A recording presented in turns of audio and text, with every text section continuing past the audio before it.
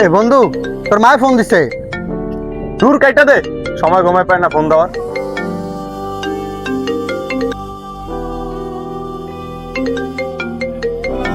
বন্ধু আবার ফোন দিছে, মনে হয় কোনো জরুরি। আরে কি আর জরুরি কাজ? উদয় ফোন দিয়ে প্যারা দিতেছে, তুই ফোন কাট। तुझे ढूंढ ढूंढ के रोया था मैं। আবার ফোন দিছে না? তুই ফ্লাইট মোড অন করতো।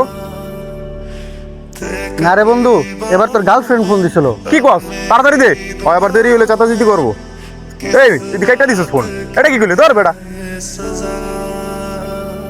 तुझको भूल जाऊं कैसे। তোর গার্লফ্রেন্ড তোর লাগে চেতাচেতি করবে। ধর বেটা, চাতাচিতি করবো না? এর লিগা কত ইম্পর্টেন্ট আমি জানোস তুই?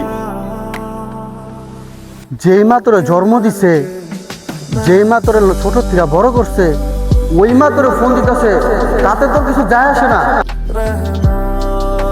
আর 2 দিন হয় না তোর লাইফে একটা মাইয়া আইছে, ওই মাইয়ের লিগে তোর কোরআন ছিঁড়ে গেছে গা।